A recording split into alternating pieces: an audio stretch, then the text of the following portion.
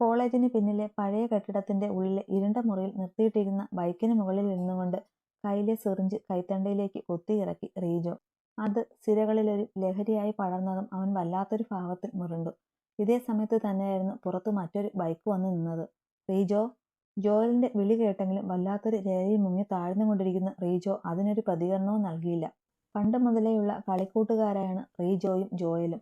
റീജോയ്ക്കൊപ്പം തല്ലാനും കൊല്ലാനും എല്ലാം അവനുണ്ടാകുമെങ്കിലും ലഹരിയും പെണ്ണും അവനെ ഭ്രമിപ്പിക്കാറില്ലായിരുന്നു. അതുകൊണ്ട് തന്നെ അക്കാര്യത്തിൽ മാത്രം അവൻ റീജോയ്ക്ക് എതിരുമായിരുന്നു. എനിക്ക് തോന്നി കാലത്തെ ഇവന്റെ കാലിന്റെ ഇടയിലോട്ട് വന്ന് കയറി കാണുമെന്ന്. അകത്തേക്ക് കയറി വന്നതും റീജോയുടെ ഇരിപ്പ് കണ്ട് കുറച്ചു മാറിയിരിക്കുന്ന മറ്റൊരുത്തനെ നോക്കി പല്ല് കടിച്ചുകൊണ്ട് ജോയൽ പറഞ്ഞു. എന്തിനാടാ രാവിലെ തന്നെ ഇതിങ്ങനെ അടിച്ചു കയറ്റുന്നത്? റീജോയുടെ കയ്യിൽ സിറിഞ്ച് തട്ടി നിലത്തേക്ക് ഇട്ടുകൊണ്ട് അവൻ ദേഷ്യപ്പെട്ടു. പക്ഷെ അപ്പോഴും സിരകളിൽ നുരഞ്ഞു പതയുന്ന ലഹരിയുടെ ആലസ്യത്തിൽ റീജോ ചിരിച്ചു. ഞാനിന്ന് അവളെ തൊട്ടടാ. ആരെ? നിന്റെ? ചോദിക്കാൻ വന്നത് വിഴുങ്ങിയിട്ട് ജോയൽ അവനെ തുറച്ചു നോക്കി. അവളെ, ആത്മിക നന്ദകുമാറിനെ. എന്തൊരു ചരക്കാടവൾ! എനിക്കവളെ എൻ്റെ ഈ കയ്യിലിട്ട്. അവൻ സ്വന്തം മുടിയിഴകളെ അള്ളി പിടിച്ചുകൊണ്ടും മുരണ്ടു. അന്ന് തടിയുരാൻ നോക്കണ്ടായിരുന്നടാ. എങ്കിൽ അവളിപ്പോ എൻ്റെ ബെഡിൽ കണ്ടേനെ. കെട്ടി കൂടെ പൊറപ്പിച്ചാലും നഷ്ടമൊന്നുമില്ലടാ. അല്ലേലും അവളെയൊന്നും ഒരു രാത്രി കൊണ്ടൊന്നും ആണായി പിറന്ന ഒരുത്തരും അടുക്കില്ല. അത്രയ്ക്ക് ആഞ്ഞൊരു പീസ. Rijo, stop it! അവന്റെ വാക്കുകൾ കേട്ട് തൊലി പൊളിയും പോലെ തോന്നിയ ജോയൽ അലറിയതും പിന്നിൽ നിന്ന് ഒരു പെണ്ണിന്റെ ഏങ്ങലടിച്ചുള്ള കരച്ചിലും ഉയർന്നിരുന്നു. ക്രിസ്റ്റി! തിരിഞ്ഞു നോക്കിയതും പിന്നിൽ നിൽക്കുന്നവളെ കണ്ട് ജോയൽ ഞെട്ടലോടെ വിളിച്ചു. എല്ലാം കണ്ടും കേട്ടും നിന്ന് ഏങ്ങിക്കരയുന്ന ആ കൊച്ചു പെണ്ണിനെ എങ്ങനെ ആശ്വസിപ്പിക്കണമെന്നറിയാതെ കുഴങ്ങിപ്പോയിരുന്നു ജോയൽ. പക്ഷേ അവളെ കണ്ടിട്ടും റീജോയിൽ കുലുക്കമൊന്നും ഉണ്ടായിരുന്നില്ല. കാരണം സിരകളിൽ പടർന്നതും ഹൃദയത്തിൽ പടർന്ന ആത്മീയ എന്ന പെണ്ണും അവനെ അത്രമേൽ ഭ്രാന്തമായ ഒരവസ്ഥയിൽ എത്തിച്ചിരുന്നു. എടാ ക്രിസ്റ്റി! ജോയൽ പറഞ്ഞത് കേട്ട് റീജോ മുഖം തിരിച്ചു വന്നവളെയൊന്ന് ഒഴിഞ്ഞു നോക്കി. ക്രിസ്റ്റി, നീയും കൊള്ളാടി മോളെ. പക്ഷെ അവളുടെ മുന്നിൽ നീയൊന്നും ഒന്നുമല്ലടി. വികൃതമായൊരു ചിരിയോടെ അവൻ പറഞ്ഞതും അവളുടെ കരച്ചിൽ ഒന്നുകൂടി ഉച്ചത്തിലായിരുന്നു. മോളെ ക്രിസ്റ്റി, കരയല്ലേ! ജോയൽ ആശ്വസിപ്പിക്കാൻ ശ്രമിച്ചുകൊണ്ട് അവൾക്കരികിലേക്ക് ചെല്ലാൻ തുനിഞ്ഞെങ്കിലും അതിന് നിന്നുകൊടുക്കാതെ കാറ്റിന്റെ വേഗത്തിൽ അവൾ പുറത്തേക്ക് പാഞ്ഞിരുന്നു. കാർ സ്ലോ ആയതറിഞ്ഞപ്പോഴാണ് നേർത്തൊരു മയക്കത്തിലേക്ക് വഴുതി വീണിരുന്ന ആമി കണ്ണു തുറന്നു നോക്കിയത്. അപ്പോഴേക്കും കാർ ഹോസ്പിറ്റൽ പാർക്കിങ്ങിൽ ചെന്ന് ബ്രേക്ക് ഇട്ടിരുന്നു. ഇറങ്ങ്! പറഞ്ഞവൻ പുറത്തേക്ക് ഇറങ്ങി. പിന്നാലെ അല്പം ബന്ധപ്പെട്ട് ആമയും. സമയം കഴിയുന്തോറും വേദന അതിന്റെ പാരമ്യതയിലെത്തുകയാണല്ലോ എന്നോർത്തുകൊണ്ട് മുന്നോട്ട് ആഞ്ഞു നടക്കാനൊരുങ്ങിയത് മാത്രമേ ആമയ്ക്ക് ഓർമ്മയുണ്ടായിരുന്നുള്ളൂ. ആ അമ്മേ! ഒരാർത്തനാദത്തോടെ അവൾ നിലത്തേക്ക് വീണു പോയിരുന്നു. ആ ശബ്ദം കേട്ടായിരുന്നു ഫോണിൽ നോക്കിക്കൊണ്ട് മുന്നോട്ട് നടന്നിരുന്ന റയാൻ തിരിഞ്ഞു നോക്കിയത്. എന്താടി? നിലത്ത് കിടന്ന് പിടയുന്നവളെ നോക്കി ചോദിച്ചുകൊണ്ട് അവൻ വേഗം അവൾക്കരികിലേക്ക് വന്നു. എനിക്ക് നടക്കാൻ പറ്റുന്നില്ല, വേദന. അത്രയും പറഞ്ഞപ്പോഴേക്കും ആമയുടെ കണ്ണുകൾ നിറഞ്ഞൊഴുകിയിരുന്നു. മാളിലിട്ട് എന്നെ വട്ടം ചുറ്റിച്ചപ്പോൾ ഇതല്ലായിരുന്നല്ലോ നിന്റെ ഭാവം. ഇതാടി പറയുന്നേ. പണ്ടൊക്കെ പിന്നെയായിരുന്നു. പക്ഷെ ഇപ്പോൾ കയ്യോടെ കിട്ടുമെന്ന്. ഇത് നിനക്കുള്ളൊരു സാമ്പിളാ. ഇതുപോലെ വേറെ പലതിനും നിനക്കുള്ളത് കർത്താവ് തരുമടി. അധികം ആലോചിക്കാതെ തന്നെ അവൻ പറഞ്ഞതിന്റെ അർത്ഥം മനസ്സിലായ ആമി വേദനയോടെ അവനെ നോക്കിയിരുന്നതേയുള്ളൂ. പെട്ടെന്നായിരുന്നു മുന്നോട്ട് കുനിഞ്ഞു വന്ന റയാൻ അവളെ ഇരു കൈയിലുമായി കോരിയെടുത്തത്. വേണ്ട, അടങ്ങിയിരിക്കടി. ഏതായാലും തലയിലായി, ഇനി ചുമന്നല്ലേ പറ്റൂ. അവന്റെ വാക്കുകൾ ഹൃദയത്തിലേക്ക് ആഴ്ന്നിറങ്ങിയതും പ്രതിരോധിക്കാനൊരു ശ്രമം നടത്തി നോക്കിയെങ്കിലും വേദന കൊണ്ടവൾക്ക് അതിൽ നിന്ന് പിൻവാങ്ങേണ്ടി വന്നു പോയിരുന്നു. എന്തു പറ്റിയതാ? നടുവേദനയാ? ഡോക്ടറുടെ ചോദ്യത്തിന് പതിയെ മറുപടി നൽകുമ്പോൾ അതിൽ കൂടുതൽ എന്തെങ്കിലും അവർ ചോദിക്കുമോ എന്നൊരു ഭയം നിറഞ്ഞിരുന്നു ആമയിൽ. നടുവിന് എന്തെങ്കിലും തരത്തിൽ സ്ട്രെയിൻ ഉണ്ടായിരുന്നോ? അത് രാവിലെ ഒന്ന് വീണായിരുന്നു ഡോക്ടർ. നടുവിടിച്ചാ? ഡോക്ടർ ചോദിച്ചതിന് ആമയ്ക്ക് മുന്നേ മറുപടി പറഞ്ഞത് റയാനായിരുന്നു. അത് കണ്ട് അവരൊന്ന് ഊറിച്ചിരിച്ചു. ഹസ്ബൻഡാണോ? അവരിൽ നിന്ന് അങ്ങനെയൊരു ചോദ്യം വന്നതും അതുവരെ മുഖം കുനിച്ചിരിക്കുകയായിരുന്ന ആമി ഞൊടിയിട കൊണ്ട് മുഖമുയർത്തി റയാനിലേക്ക് നോക്കി. അവന്റെ മറുപടി എന്താണെന്നറിയാനുള്ള ഒരുതരം ആകാംക്ഷ തളം കെട്ടിയിരുന്നു ആ നേരത്തെ അവളുടെ കണ്ണുകളിൽ. അതെ ഡോക്ടർ. പുഞ്ചിരിയോടെ ഡോക്ടർ ആമിയെ പരിശോധിക്കുന്നതിനൊക്കെ നോക്കിയിരിക്കുമ്പോൾ എന്തിനെന്ന് പോലും അറിയാത്തൊരു വേവലാതി നിറഞ്ഞിരുന്നു റയാനിൽ. നടുവേദന അല്ലാതെ വേറെ ബുദ്ധിമുട്ട് വല്ലതുമുണ്ടോ? ഡോക്ടർ ചോദിക്കുന്നത് കേട്ടതും അവന്റെ മുഖം ചുളിഞ്ഞു. അതിനവളുടെ മറുപടി അറിയാനെന്ന പോലെ നോട്ടം ആ മുഖത്തേക്ക് പോയി. വയറുവേദനയുണ്ട്, പിന്നെ ഭയങ്കര ക്ഷീണവും. എന്തായാലും യൂറിൻ ഒന്ന് ടെസ്റ്റ് ചെയ്തുകൊണ്ട് കാണിക്ക്. എന്നിട്ട് പ്രിസ്ക്രിപ്ഷനിൽ എന്തോ എഴുതിയത് റയാന് കൊടുത്തുകൊണ്ട് ഡോക്ടർ പുഞ്ചിരിയോടെ പറഞ്ഞു. ഒരുമാതിരി കോപ്പിലെ ഇടപാടായിപ്പോയി. നടുവേദനയ്ക്ക് വന്നവൾക്ക് വിഴുങ്ങാൻ വല്ല ഗുളികയും കൊടുക്കാനുള്ളതിന് അവർക്കിനി യൂറിൻ. പിറുപിറുത്തുകൊണ്ട് വീൽചെയറും തള്ളിക്കൊണ്ട് അവൻ ലാബിലേക്ക് നടന്നു. 1.5 മണിക്കൂറുകൾക്ക് ശേഷം ആത്മിക ഡോക്ടറുടെ റൂമിൽ നിന്ന് വിളി വന്നതും ഫോണിൽ നോക്കിയിരിക്കുകയായിരുന്ന റയാൻ വേഗം വീൽചെയർ ഉരുട്ടിക്കൊണ്ട് അകത്തേക്ക് കയറി. മാരേജ് കഴിഞ്ഞിട്ട് എത്ര നാളായി? ഡോക്ടറുടെ ചോദ്യം എത്തതും ആമിയുടെ കണ്ണുകൾ വീണ്ടും റയാനെ തേടിപ്പോയിരുന്നു. 1 മന്ത് ആകാൻ പോവുക ഡോക്ടർ. അരികിൽ തന്നിലേക്ക് തന്നെ നോട്ടമറിഞ്ഞിരിക്കുന്നവളെ മൈൻഡ് ചെയ്യാതെ അവൻ പറഞ്ഞു. ആ, ഈ സമയത്ത് ഇതൊക്കെ പതിവാ.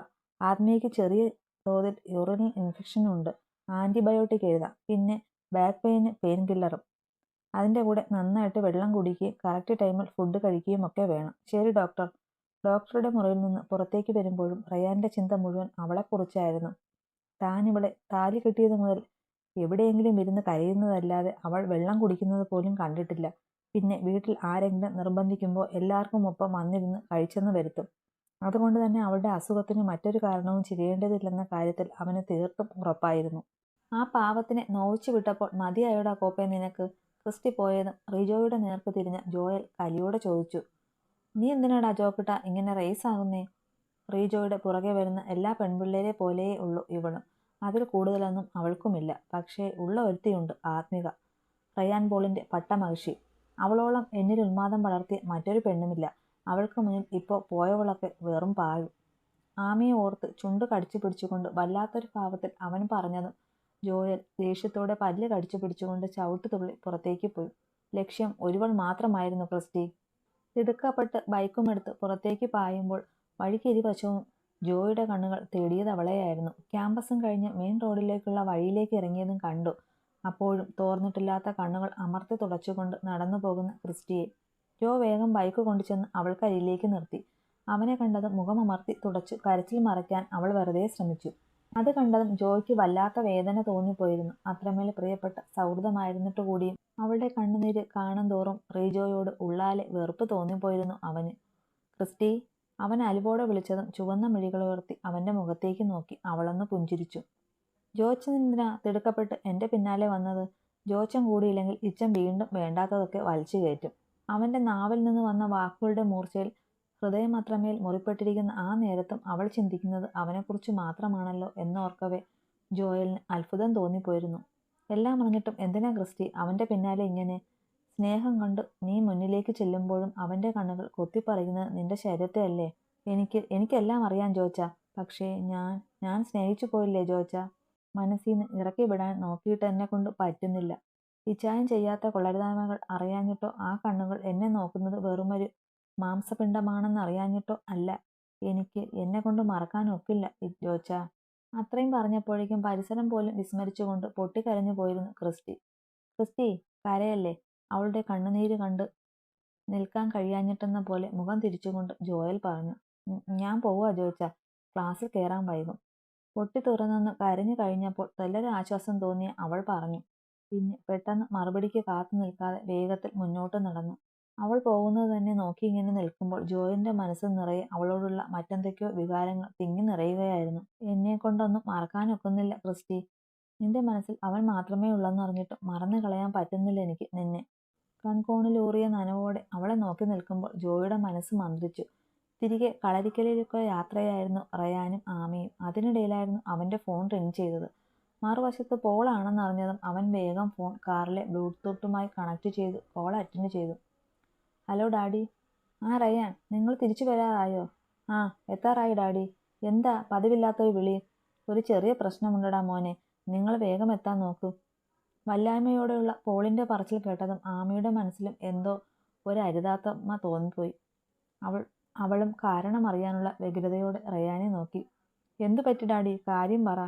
അത് ആ പെങ്കൊച്ചിന്റെ വീട്ടുകാർ പോലീസിനെയും കൊണ്ട് വന്നേക്കുവാടാ. അവളെ നമ്മൾ ഭീഷണിപ്പെടുത്തി ഇവിടെ നിർത്തേക്കുവാന്നൊക്കെയാ പറയുന്നേ. പോൾ പറഞ്ഞത് കേട്ടതും റയാൻ പല്ല് കടിച്ചുകൊണ്ട് ആമിയെ തുറച്ചു നോക്കി. അവളും വല്ലാത്തൊരവസ്ഥയിൽ തരിച്ചിരിക്കുകയായിരുന്നു. ആ, അത് ഞാൻ നോക്കിക്കൊള്ളാം ഡാഡി. ഞങ്ങൾ എത്താറായി.